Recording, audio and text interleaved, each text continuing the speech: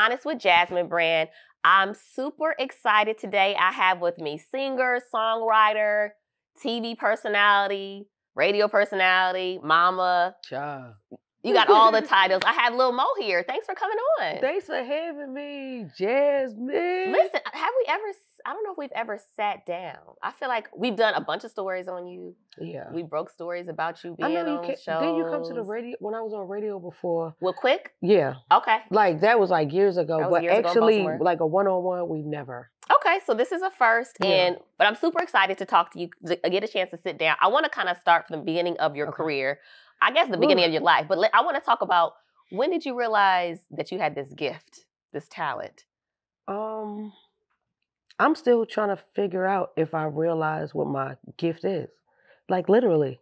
Because professionally, like I always tell everybody, I'll be like, 2023, that's my Jordan year. So would it be at 23 and 20 coming up? And Jordan's number being 23? I was like, literally, professionally, I've been Little Mo for 23 years. So my Jordan year is coming up. But when the event I was at last night, Cisco was there.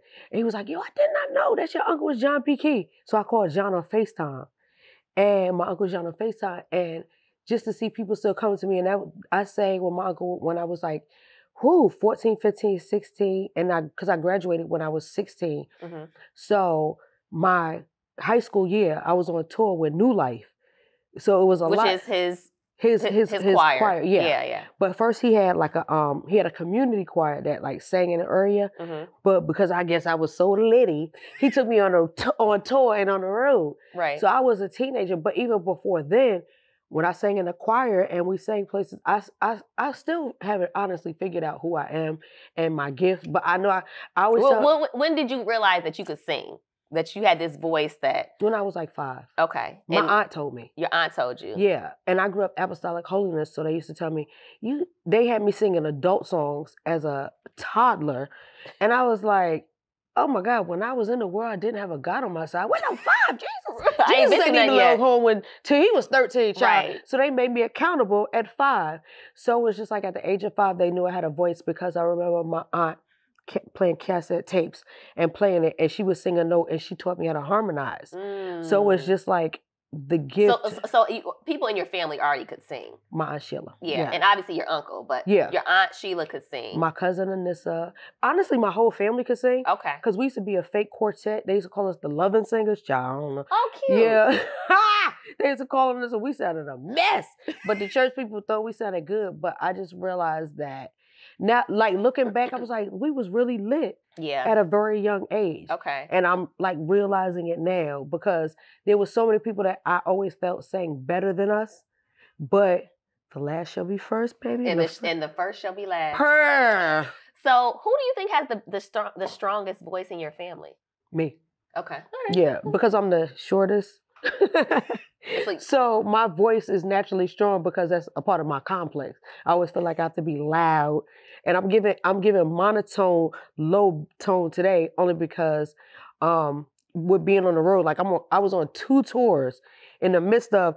This ain't even a pandemic, but baby, when I say COVID, pneumonia, strep, flea, goddamn going creep, goddamn whatever's out, ear infections, goddamn. My doctor put me on a steroid. Oh. Because I was like, in all the years I've been singing, I've gone hoarse, I've drank some tea and got it big. Okay. Drank room temperature water. But whatever's out there now, baby, my voice is gone for 5 days. I said, the devil is a lie. For 5 days. That's a long time.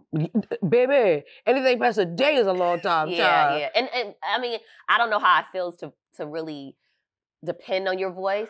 Yeah. So, I mean. It's almost like people have their feet. Or their vision. Like their vision, my voice is my bag.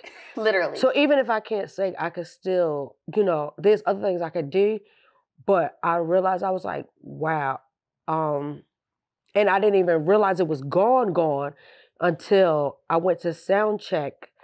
And I was like, hey. I was like, oh, no. I was trying to say Superwoman. I said, hey. Oh, no. And and it was so hurtful to me. I literally cried. I was like, I don't even want to tell them that there's nothing coming out. But it wasn't even the voice. Yeah. It was my ear. Because people think, oh, she sang from her throat. No, you sing from your stomach, right? That way, because John P. don't play your diaphragm right, because if not, don't you go out there hollering. Right. So it's like, I couldn't hear anything. And the first person I called, no lie, was Jay Valentine. And I said, can you, because I panicked. Can you ask Tank? Remember he said the doctor said he was going deaf? What was the symptoms? Right, yeah. That way. Because you thought you was going deaf? I thought I was going deaf. Because I do know that I have inner ear problems. So the first person I called was Tank and Jay Valentine. What did he take? And he said, so I'm thinking he gonna say drink some hot tea, put some Halls in it, and just get some Benadryl and sleep. He said, no, you're gonna need some prednisone. Okay. So that's a steroid? That's a steroid. Shot? No, well, you could get cortisone is the shot, but prednisone is a pill. So I had to take 21 pills. And they taste like dookie. No. Like, and you have to take it like 6 pills the first day, 5, and then 4. And oh my God. And I was like, well, what if this don't work? And I literally prayed, fasted, and went up. Oh my God, I'm about to cry, man. Because, like, you don't understand. Yeah. My Jordan, in all of my years of singing, I've never lost my voice. So this is the first time you ever experienced it? I've been hoarse before. And I've drank hot tea. So you thought you thought you were done? I thought I was deaf. I thought I was going deaf in one ear, and I thought my voice was gone. I said, somebody worked the heebie-jeebie on me, and now I'm going to have to call somebody to work it.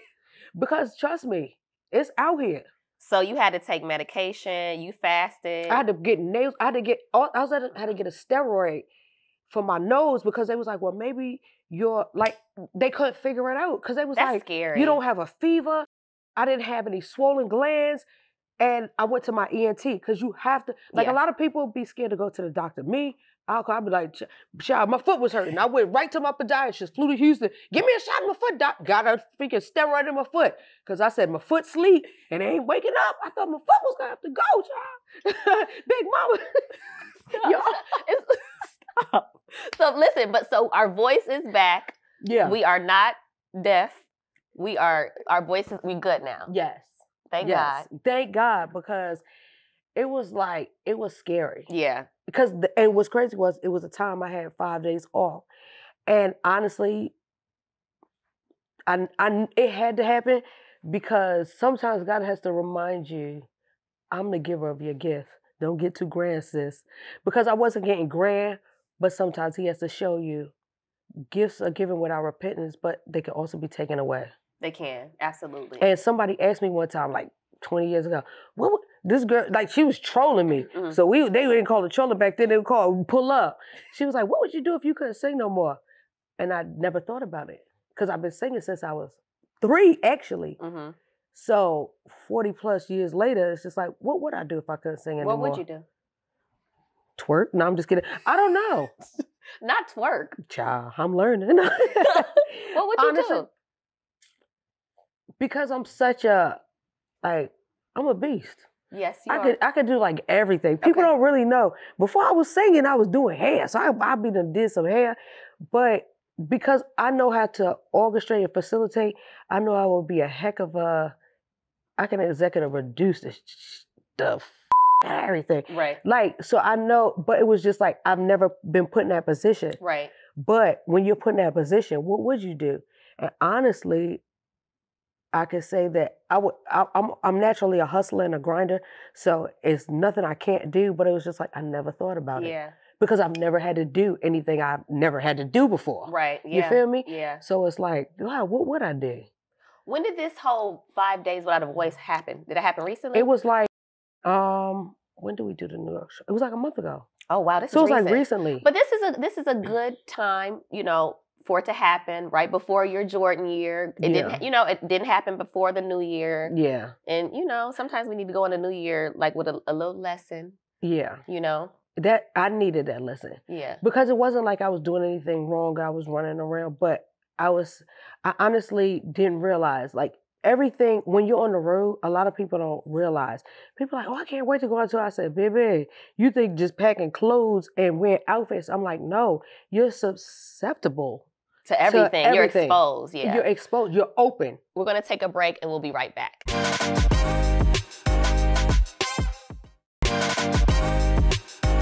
Welcome back to Brutally Honest with Jasmine Brand. I'm here with Lil Mo. I want to talk about, how did you end up working with Missy Elliott?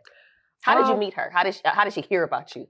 So around that time, like in the 1900s, the late 1900s, because my kids be swearing I grew up with Martin Luther King, child. I was referencing and demoing and writing songs. Explain to us what referencing is. Referencing is when you sing the song that you wrote. Mm-hmm. So instead of having someone else sing it, I would sing it.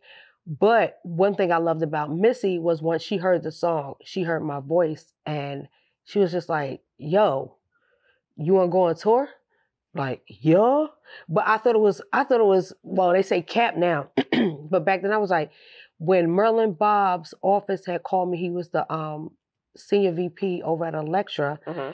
He was like, Missy wants you to call. I'm like, yeah, all right. Mm-hmm. Cause like, I'm just regular. Like, I just got my nails done at the mall. Right. Missy Elliott was a car, Mrs.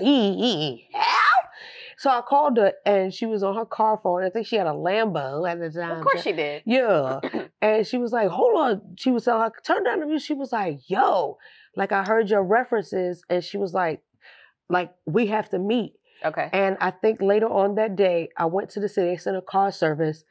And, you have this image of people like, wow, they're a superstar and they're so lit. And when I met her, we was the same height. I was like, yeah, this is my girl. This my sis.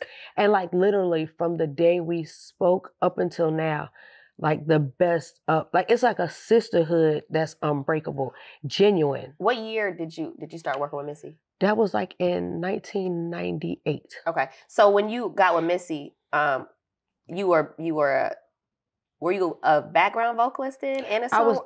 I was writing songs. So I was writing songs for when she called me. So she had her label Goldmine. Mm-hmm. So she had Nicole Ray, an artist named TC, and an artist named Mocha. She had other artists, but I started working with them. Okay. So I started vocal producing and writing songs. And actually, she was doing the album with Hot Boys on. I believe that was the Real World album. Okay. So like she literally had me hit the ground running. Okay. So it wasn't like, oh, well, we're gonna do this, we're gonna do it. Like we literally went in the Hit Factory and was working that day. Wow. And from then on, she would have me just sing in front of people, from Whitney Houston to everybody. And then it was just she had you singing in front of people? Yeah, so I would never know who's coming to the studio. Okay. So I'm sitting there chilling, just sipping my water like, okay, what we about to do? Mm-hmm. Is that Whitty Hutton right there? Whitty Hutton is in the studio. Whitty Hutton. That's what you call her? Okay. Like, how does that happen? Okay, so how was that experience? What?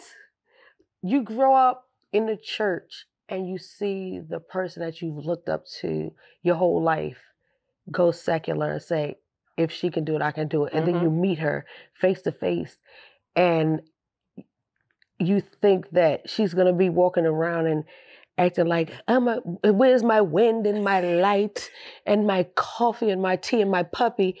She was like, you Lil Mo? Like, wait, how do you know my name, first of all? Right. And then they tell you, go in the booth with her. So you went in the booth with Whitney Houston? It was about to faint, child. Faint. I probably pooed it.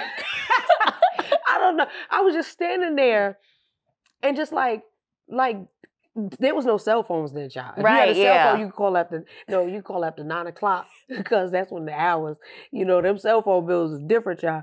So it's just like, oh my God. So I'm standing next to Whitney Houston and she's like, what the know you do right here? I was like, I don't know. Just do what you want to do. You feel me? I believe the children are our future. So it was like, wow, I'm standing here and I think my throat had closed up and she gave me a fisherman's friend. I was like, nothing would come out. I'm standing Is that what y'all singers use? Is that like a cough drop that singers use or something? Fisherman's friend is like the highest level of the acidity in a fisherman's friend will open your throat. Like ginger, like lemon, tastes like lemon. It's like it's an opener. Okay, so she helped open your throat. Me, and I was like, ooh. So the name of the song was called, I remember it's called Yes. And I had referenced it, but you never knew who the song was for. Yeah. So I'm sitting there and they're playing my Atlas back and Whitney was like, you can sing. And I was like, nothing will come out. Right. Yeah. So I was like, just like really in shock. Yeah. And every time I saw her after that, because Whitney was a superstar, but she would be hanging out with Faith Evans and be like, I was like, wait a minute, Whitney Houston is here? was saying, heck, I wonder if she remembered me. Right. And she told me, like, every time she saw me, she would be like, I was listening to the radio the other day, and I said, is that Mo? No, that ain't Mo, because ain't no other person like Mo. And I'll never forget that. Oh, wow. So could you imagine? So it wasn't what she said or what she did, but the way she made me feel. Like, that's a bar. That right there. Yeah. I learned that from Maya Angelou. I met Maya Angelou and I sat there and I was bound. She said, stand up. Hold your head up. I was pregnant with one of my kids, child. Mm-hmm. And she came to DC and I was like, hi, Miss Angelou. She said, stand up. Keep your head up. Don't ever put your head down. Wow. Yeah. Okay, so yeah, child. So working with Missy, you have had an incredible career. Really. And you're not, I mean, 20 years? 23. 23 years? It's actually longer than that, but professionally. Professionally, 23 years. Yeah. Okay, so back to this Missy. So who else did you get in the booth with or get to work with through Missy? Everybody. Aaliyah? Yeah. I worked with Aaliyah on, I forgot what album that was, but I wrote this song because they used to call her Baby Girl. Mm-hmm. So me, Nissan, her band, and Missy's band and Genuine's band, everybody had the same band. Okay. We wrote a song I wound up re-recording called It's Your World, Baby Girl. Okay. Because she was on Atlantic, I was on Electra. It was just like beef. How y'all sister companies and y'all beefing? Right. It was like, but when I heard her singing, I was just like, oh my God, I freaking love her. Aaliyah was so lovable. I remember I went on tour at Missy and I went to a pizza shop because we were rehearsing SIR. Mm-hmm. And I go in a pizza shop and I'm like, Aaliyah's buying pizza. I'm like, wait, why are you in here? She's like, you good? She always, you good? You need anything? I was like, no, are you good? We outside, child. We in New York. She's like, oh, I'm good. Because she knew. She's like, where Jomo at? Jomo and who's Jomo? Jomo Hankerson, that's Barry's son. Oh, okay. Baby, touch Aaliyah if you want to. That way. So it's just like, she was so sweet. But when she hit that stage, I would be like, oh, I want to dance like that. So we did the very light on her feet. Very. Mm-hmm. Like, it was to the point where it's just like, it was unbelievable. Like, she was dope like Michael Jackson and Janet Jackson and them. Yeah. Like, literally, you could show a dance step and she'll sit there like this and so quiet and so chill. Never was like, cause like, you know, she was from, Detroit? Yeah. So she was from the hood. Yeah. But angelic. Yeah. So she, you know what I'm saying? But she could look at something and be like, bet. And then pick it up and me, I'm like, let's go over it a couple more times because It's a 1 and a 2 and yeah, I didn't know that boom cack stuff. She picked it up right then and there, so I got to see that and witness that. So I was on the Romeo Must Die soundtrack and just being a part of that. And she would always say, you good? And I remember like one of the last we had SkyTel pages. Mm-hmm. And I remember the last couple of texts that I sent her was like, we always say, you good? Yeah, I'm good. And I was just like, yeah, I'm just tired working. And she was like, don't work too hard. I was like, look who's talking. Right, yeah. Like you're in movies, you're dancing, you're singing, you're everywhere. So it was just like, she really was an angel on earth. I can really say, like, she was an angel. Yeah, for sure. Yeah. And everyone has the same sentiments about her too. Yeah. It was like she was always genuine and just really caring. So you could tell like she had a great upbringing and she was always with her brother. Her brother didn't play about her. So that's why I'm just brother still don't play about her. Baby, he don't play about her. Yeah. And like when you saw her, you saw him. Yeah. So that's what I always loved is that one thing I've learned from her and honestly a couple other people is just like, this industry is wicked, but keep your family close if you can. Yeah. Because everybody don't have good family like that. That way, child. Yeah. Who else did you get a chance to that was memorable that you worked with Missy? So everybody, because honestly, once the doors started opening, like I've worked with Eric Keith Sweat, Gerald Levert, Whitney Houston. I can't even think of people I haven't worked with. I got to work with Jay-Z because of her. I got to work with Timbaland. So everybody was just like, my name started ringing bells. Yeah. And it just, when she co-signed it, it was just automatic respect. So I've had horror stories in the industry, right? But it was never because of, my work ethic. It was always because, like I was teed up and I was turned up back then. Right. So it was just never like it was always a respect. Like Missy speak highly of you, and they used to be like, "Yo, I bet you Mo could write a song in 15 minutes. We back." I be like, "Don't put me to the test, child. Sometimes give me 16 minutes this time." You feel me? But a lot of doors open from '98 up until now because of my connection with her. That's why. And what's crazy is that she. A lot of times, a lot of people wanted to work with me or honestly respected me because my Uncle John P. Key, literally everybody that I see from here, they was like, so, you know, I used to practice New Life and John P. Key. I'm about to call my uncle right now. Like everybody. Yeah. From Missy to Cisco, everybody be like, so how was it? They be interviewing me, so how was it on tour with John P. Key? I said, baby, you had to hit your notes. What's the biggest lesson that he taught you? Honestly, anytime I'm about to go on tour, I always call him. To this day, he'd be like, make sure your diaphragm right. Because a lot of people don't go out there just hollering. Right. Because people go out there singing. Because people don't understand that if you're about to do,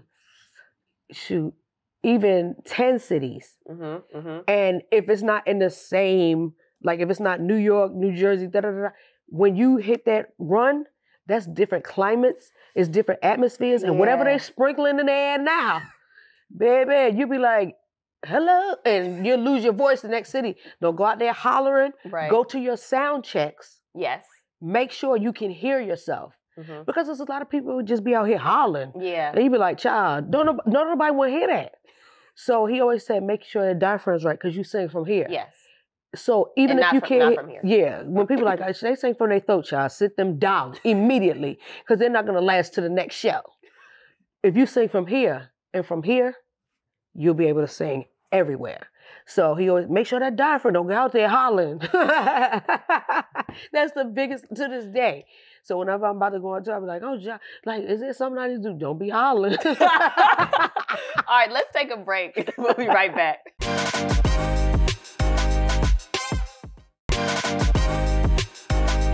Welcome back to Brutally Honest with Jasmine Brand. I'm here with the super hilarious Lil Mo. Let's talk about music. You've had a lot of hit records. You've been in a lot of features. Yeah. What does it take to make a hit record? Heart. You gotta give it from your heart and your soul, because if you don't feel it, how you expect everybody else to feel it?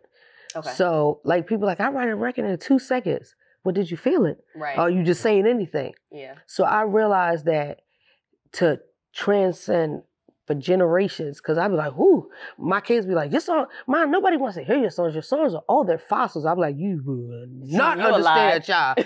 Baby, to this day, people two-step to my wedding songs and my Superwomans and my Put It On Me's. Don't play with her. Like, I really have to tell I'm literally out here shucking and jiving to prove my kids wrong, child. My kids think I was with Martin Luther King. I know. Child. But it's like, it takes heart and soul. So there's songs out here, I be like, oh, those are catchy. That's cute. Can you last 20 years? My songs are older than my children. Yeah. That's a blessing. Yeah. So, like, not to discredit anybody, but I'm like, if you could get you one, we always say, if you could get you one, run with it. Baby, Frankie Beverly and Mays been singing Before I Let You Go for 100 years. Forever. It ain't never going nowhere. Okay, so you have some classic records. I'm going to list some of them. Can you tell me how you wrote them or how you got on them? Okay. Hot Boys. Ooh, Missy called me in the studio. She played the song and said, she would literally like, all right, go in there, do what you're going to do. I'm about to leave out. Because she always taught me, that's your workspace. That's your creative zone. Okay. So she'll make everybody get out, just you and the engineer. And to this day, I'll be like, I ain't trying to be a diva, but can y'all leave out because I have to be creative? Because my attention span, like, if I'm recording and I see somebody laughing, I'm like, what y'all laughing at? I want to know. Right. I can't, my ADHD kicks in. I'm like, who out there? What y'all drinking? Y'all got Starbucks? Like, I want to know. So it's just being an engineer. Right. So. Okay. So that's how, and did she write the lyrics and you can't win in this? She wrote in there. And then one thing about me is, and she taught me too, is we write lyrics, but we don't write anything down.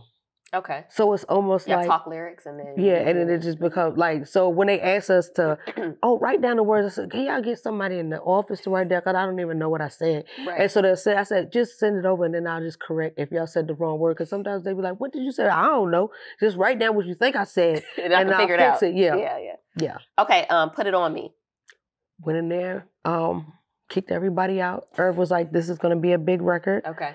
Kicked everybody out and did what I had to do.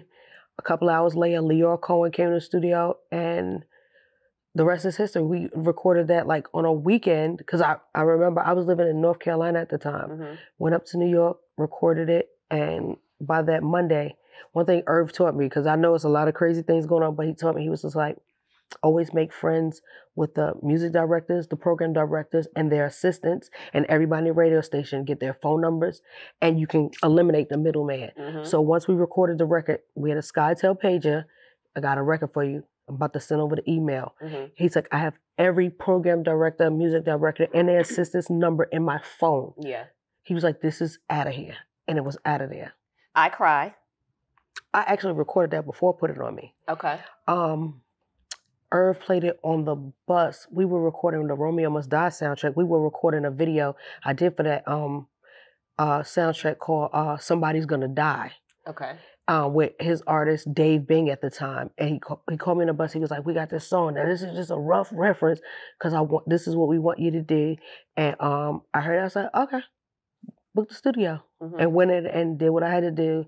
So, and we recorded. What's crazy is we recorded that video in Baltimore. Oh wow! So like, and it was just like that's when I was living out here. So it just felt like a vibe, and we did that actually before Put It On Me. So like it was just like I was their go-to at that time. Yeah. And it was honestly a blessing because I was signed to Elektra, and everybody thought, well, who she signed to? Who's she with? Because she's doing all these records with Def Jam. Yeah. But Def Jam was showing me so much love at that time.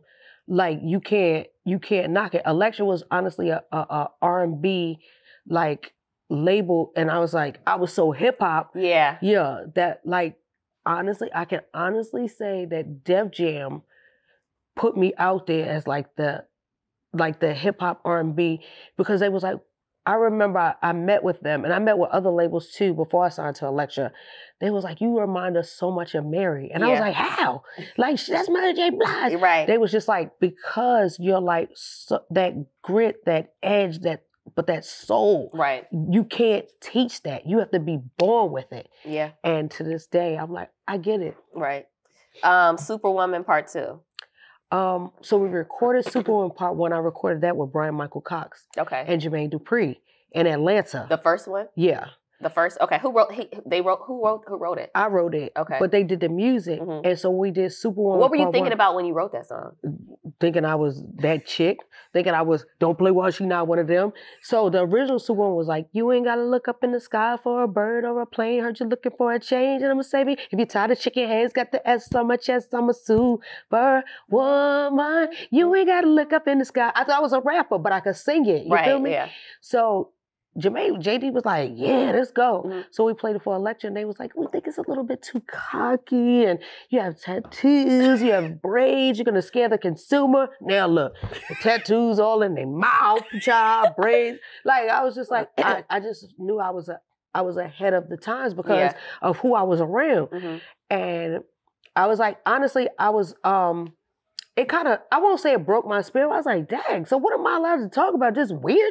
Right, yeah. I don't want to sing weird old people songs. Like, that's not me. And so, DJ Clue, we was recording a song with this girl named Kanayla Cox. And she was signed to DreamWorks. And we had finished the song, and he had to fly back to New York because that's when he was with Hot 97. And he was doing the Monday night mixtape. Okay. And he was like, I'm gonna play you some beats, because we had 2 hours left on the studio session. Okay. And he was like, so you can write some more joints, because we did a lot of work together. Kanayla Cox, B2K remixes, and just writing for a lot of people. And when he played the Superwoman, I was like, I need that. He was like, that's for MOP. So that was for MOP? Yeah.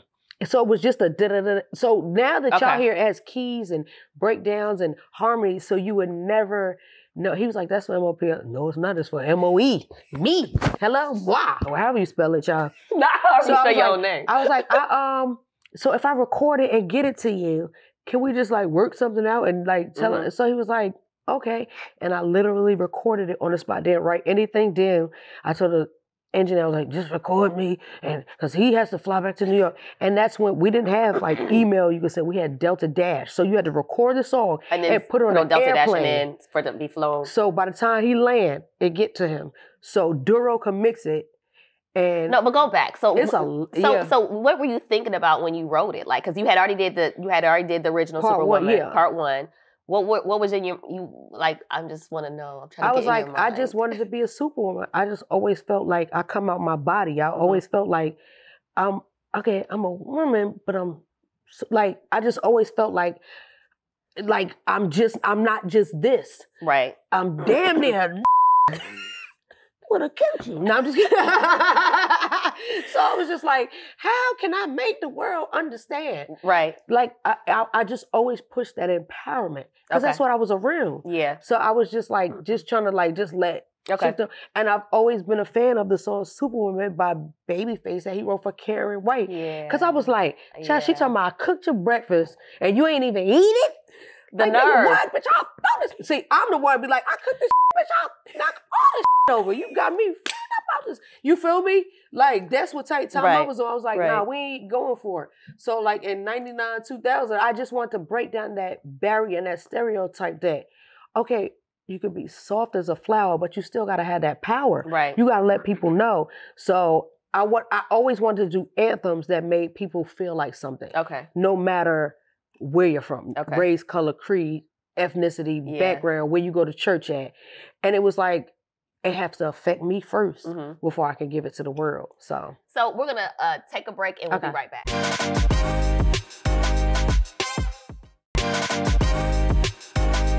Welcome back to Brutally Honest with Jasmine Brand. I'm here with Lil Mo. Yeah. We've talked about some positive things and some hit records. Let's talk about some of the challenges you've had in life. All of them. Okay. Yeah, my life I had to fight. So let's talk about, and I read your book, and I remember in your book is when I learned about you being attacked, assaulted in 2001. Yeah. Can you talk about that? I'm sure that was life-changing for you. It was. What's crazy was I was literally talking about it last night to someone. I was like, people don't understand when you suffer head trauma, like no matter the extent, your head gonna swell up. And I was like, remember when Martin fought Tommy Hearns and his head swelled up? When after I realized, because I'm a person, when your adrenaline is rushing, you don't feel anything. Right. So I'm just like, what just happened? Everybody's like, explain what happened. So it was a show out in the Bay Area, San Francisco. And that night was just real weird because they said, like, a lot of people used to just be outside and sitting it up. Yeah. So I was getting in my car and I remember like a stalker or whoever it was, a dude walked up to me and like literally took a bottle and cracked it on my head. So to this day, I still have the stitches, but my doctor was a cosmetic surgeon. So he sewed me back good and I cleaned it and kept the wound fresh. Cause people, you be like, oh, they must have got cut when they was little. And I could look at their cosmetic, they didn't keep it clean. Because if you clean it and you massage it, you won't even know. Right. Now my hair don't grow back there, so that's why I wear wigs. Right. But anyway, moving right along, it was just like, after I realized what had happened, I remember that day, like, my shoe broke and everybody's like, your head is open, you're bleeding profusely. And I thought I was gonna die. I said, damn it, where's my shoe? I had like these Dolce & Gabbana, or Misa had just got me these Dolce & Gabbana American flag shoes. I was like, my shoe! Damn, my head, where's my heel? The heel had came off my shoe. Oh, you are crazy. And I went to the doctor and they wouldn't let me see it because sometimes you could be going through the worst thing in life. And once you see it, that's when you be like, oh. So I was just like, can I just see what just happened? They was like, are you sure? I was like, yeah, let me see. And I looked at the gash. So when your head splits, it like opens up. And I was just like, I'm gonna die. Ah, Jesus, call the ambulance. I was already at the ER. So I was like, oh, death is like, why would you? Then I started thinking about like, who did this? Why would you do this to a female? Like, what did I do to deserve this? Yeah. But sometimes you just gotta be on point. And I just remember after that, they was like, get on your flight and go straight home. Because technically I shouldn't have been flying. No. Because and that's a long flight for you to come back. Yeah, from the California to West Coast to the East Coast. So I immediately had to go on rest. And that was like, my album was coming out like 3 days before that. 3 days after that. Mm-hmm. So it was just like, I couldn't do any album promo. And I was like, whoever did this was a setup. This is weird. But my head swole up. And I was like, oh my God, child, I look like a pumpkin out this a jack-o'-lantern out this bitch. But I was like, I get it. So ever since then, I realized everybody's not going to love you and everybody's not going to hate you. You just got to always just watch your back. Yeah. So not saying that things aren't going to happen, but I wasn't on point at that time. I was just walking. Because I was just walking around thinking I was normal and regular. Yeah.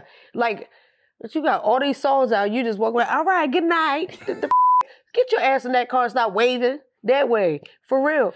And then I started thinking, oh my God, the Illuminati's out to get me. I was on some weird stuff. I started reading the Bible. So, oh yeah, that's what it happened. They said Jesus up and I was next. Like, I was just on some weird stuff, but I realized, just watch your back and stay focused and realize who you are. You gotta stay covered. Yeah. Something else that you struggle with, you talked about it in 2019, you had a pill addiction. Yeah. Opioid, child. Let's be specific. Percocet. How did you realize that you had a problem? Because when I saw how much I was spending, I was like, wait a minute, how is this the amount of mortgage, child? And I thought because I could afford it, that it was cool. This is the music industry. Right. You have access to everything. Yeah. And with me being, who I am, it's just like, where they at? They around, you feel me? Yeah. So I would say the addiction started, and it was just, it literally just happens because I've had 5 C-sections with my children. I've had 1. And they give you the best meds. So you sit up there, if you feel something, pop, morphine. Yeah. And it was just like, morphine, honestly, let's be real, it's heroin. Yeah, it was putting me to sleep. Child, it was just making me itch, and so they'll give you Benadryl. Yeah. Oh, and Benadryl will help you not itch. Yeah. Okay. So I was just like, I had so much pain in my life. Yeah. And so much physical, mental, emotional. I was like, I honestly didn't want to feel anything. Yes. So I felt like that took the pain away. But honestly, it made it worse. Because the withdrawal, when you like, all right, I'm cool off this, like, how was y'all charging this much for this? Like, now y'all dragging it. Like, I don't want it that bad. But then when you start paying, you're just like, dang, like, this is an addiction. But then when it gets to the point where you're just like, okay, now it's getting out of hand. Because at what point did you think it got out of hand? Was it because you looked at how much you were spending? Or? It wasn't the fact that I wanted it. It was because I needed it. And when you need something more than God, that way, like, nah. So what did you do? Did you go to rehab? Did you? So I tried to do therapy, but I was like, child, y'all ain't about to talk my head off. So what are you feeling inside? And when I was doing marriage boot camp, they supposed to be doctors, but I had a whole fucking bag of perks. I was just like, and they can go through your things. I was like, I'm gonna hide them in my coochie, child. No, I'm just kidding. I'm like, you ain't gonna find these. When I felt like, like that I needed it to survive. Yeah. Like that's when I was just like, nah, this getting out of hand. So it's just like, you try to scale back, and it's just like when it becomes a part of your lifestyle, like waking up and having to take. So all right, so let me break it down. There's so Percocets and opioids. They have milligrams. So 30 is considered the highest, but they have 30s, 90s. When your shot, which we call, when your shot is a 30, a Xanny, a Adderall, a fucking, and some like. The weight that I was, I should have been dead. Yeah. Like, your body can't even handle it. Yeah. So you waking up just to be tweaking. And it was like, I felt like I would be sitting up here being normal. Yeah. Like, I was looking at some old Breakfast Club and I was like, God damn, I was high as shit. Yeah. Looking weird. And to me, I was just like functioning. Right. So I was like a functioning addict. And I was like, that's not how I was raised. Right. And I don't want my kids to see that. And I remember somebody sold me a bad pill. Ooh. And that's when that fentanyl was really coming out. And I was like, I remember being in my bathroom. I was like, I felt like weird. And I was like, God, please don't let me die. Right. And my kids find me. Oh my gosh. Like, could you imagine? I was like, first of all, I don't want to die. But then I don't want to die in my bathroom. My kids find me. Right. And then my road manager, Adam, that's with me today, I remember we was at a concert in Baltimore. And I didn't even realize I passed out. So I wasn't even taking pills then. So you have to sub out, which is Suboxone. So I had to, you have to wean your body off it. But because I was drinking to try to, because when your body goes through withdrawal, that feels like the pits of hell. Yeah. It's like the worst feeling ever. It's worse than this foot pain that I'm going through and I'm sitting down. Right. So I was just like, when I had passed out and I didn't realize, I was like, yeah. It's a problem. Yeah, it's a problem. How did you get off? What did you do? Literally had to go to hell. And you went through this yourself? You didn't go somewhere? No, because you'll go those places and I'm going to tell you some real shit, especially in Baltimore, you get more drugs in the rehab than you on the street that way. So yeah, when I was talking to Tamika Mallory about this, she was saying that she was concerned about what they were going to put her on once she got in there. Because they put you on something to get you off stuff and then you get addicted to that. Like, I was like, nah. Okay. Now, yeah. Okay. So I literally... You had to do it yourself. Yeah. And it was the worst feeling and time ever because even though I haven't, what's this, 2022? I haven't, we call it Papa Prayer, I haven't taken pills since 2019. So yeah, it just, your body goes through, it's worse than labor, because your body is so used to it. The pain and the agony and the demons, child. So it's been 3 years since you've been clean. Yeah. That's amazing. That's a blessing. And you did it on your own? That's wild. Yeah. Because I'm a strong person.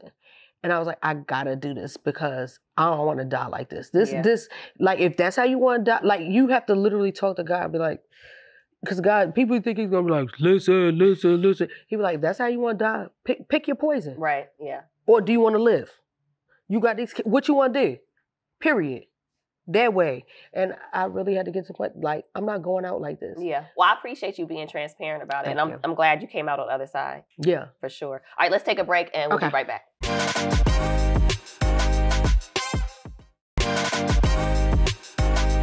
Welcome back to Brutally Honest with Jasmine Brand. I'm here with Lil Mo. We are having a great time.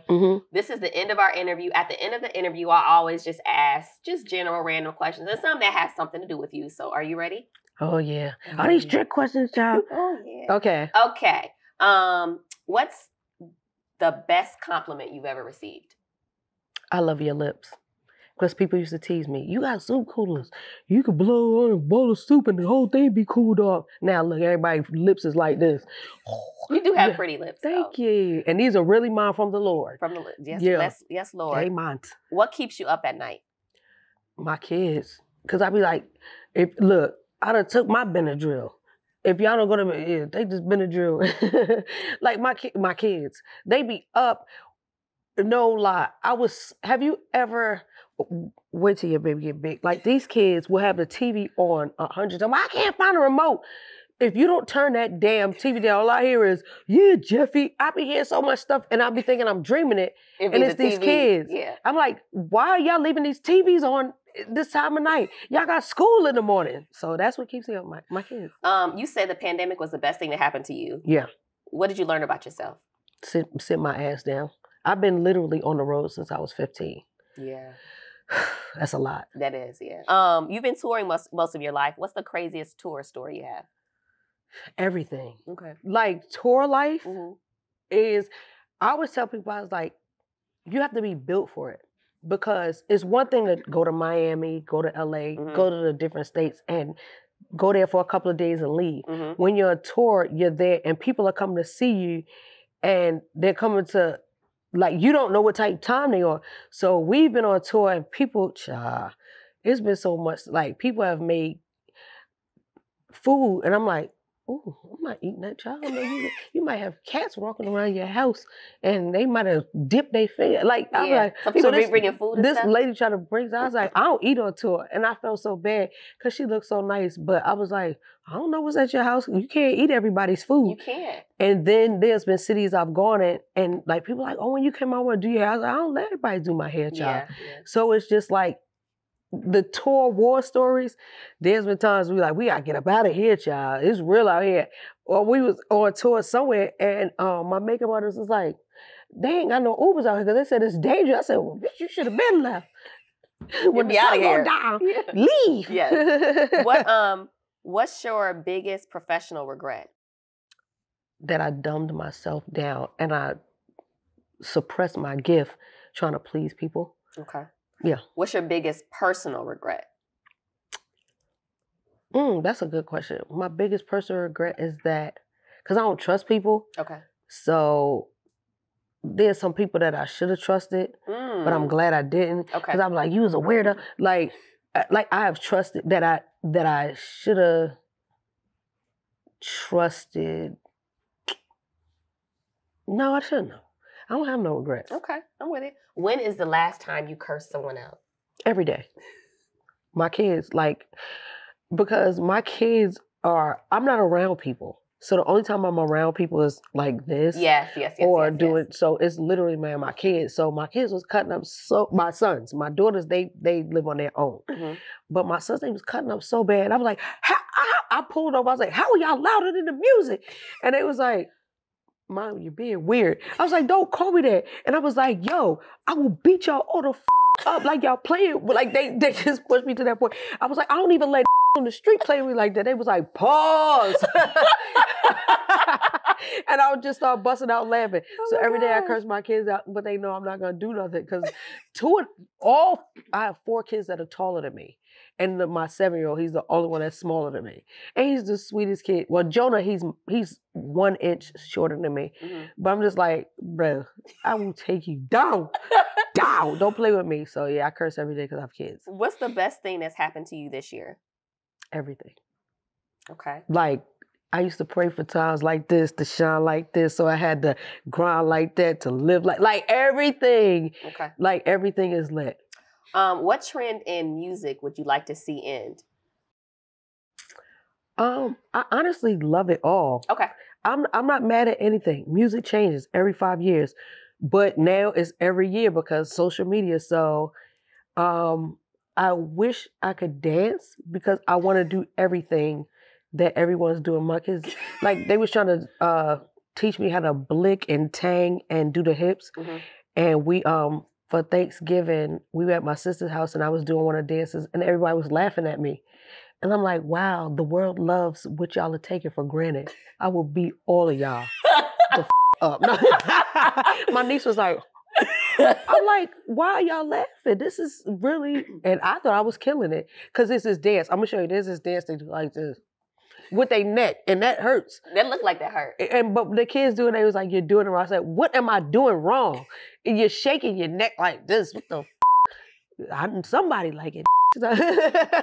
What's the biggest misconception about who you are? People think that, like, because I only talk and open up and chill with people that I like in real life.